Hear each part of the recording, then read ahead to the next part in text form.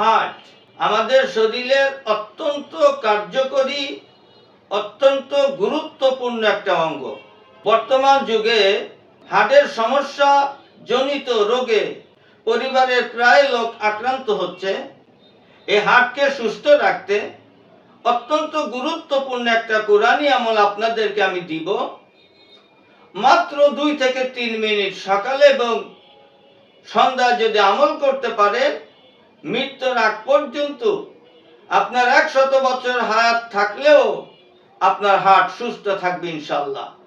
তবে হার্ট যাতে ক্ষতিগ্রস্ত না হয় সেদিকে লক্ষ্য রাখতে হবে। অতিরিক্ত টেনশন করা যাবে না, অতিরিক্ত কাজ করা যাবে না, অত্যন্ত পরিশ্রমের কাজ থেকে বিরত থাকতে হবে।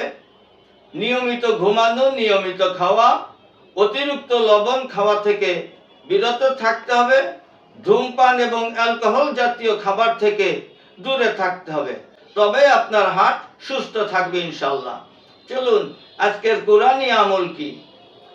যে ব্যক্তি হাদিস শরীফে আসছে এবং সূরা তাওবার মধ্যে আসছে, যে ব্যক্তি সকাল সন্ধ্যা জিকির করে তার হার্ট কোনোদিন অসুস্থ হবে না, তার হার্ট কোনোদিন দুর্বল হবে না, হার্ট স্ট্রোক করবে না, হার্ট ফেল করবে না ইনশাআল্লাহ।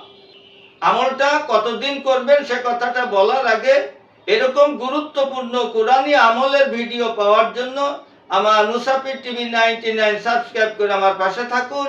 শেয়ারের মাধ্যমে সকলকে দেখার সুযোগ করে দিন এবং যত জটিল এবং কঠিন রোগের পরামর্শ হোক স্ক্রিনে দেওয়া নম্বরে ফ্রিতে আমার সঙ্গে যোগাযোগ করে সুপরামর্শ গ্রহণ করুন।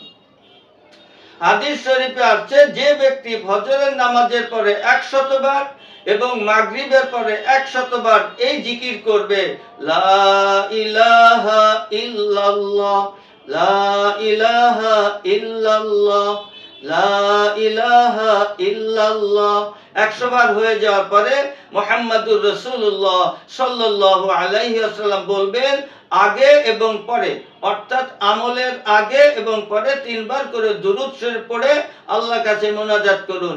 এই আমলটা আপনাকে করতে হবে কমের পক্ষে 41 দিন, এবং আপনি সারা জীবন করেন না কেন, কোরআনের আমল তো। তবে একটা কথা মনে রাখতে হবে, কোরআনি আমল সদা সর্বদা শতভাগ আত্মবিশ্বাস, ভক্তি, শ্রদ্ধা নিয়ে করতে হবে। হ্যাঁ, এই কোরআনি আমলের মাধ্যমে আল্লাহ পাক আমাকে সুস্থ করবেন। সকলের সুস্বাস্থ্য সুস্থতা কামনা করে আল্লাহ পাকের রহমতের ভিখারি হয়ে আজ এখানেই সমাপ্তি করছি। সকলকে আন্তরিক মোবারকবাদ। যে কোনো রোগের জন্য আয়ুর্বেদিক এবং অর্গানিক ও আসল গাছ লতাপাতার ওষুধ পাচ্ছেন আমাদের কাছে। সুস্থ থাকতে আজই অর্ডার করুন কিংবা পরামর্শের জন্য হুজুরের সঙ্গে যোগাযোগ করুন নিচে দেওয়া নাম্বারে।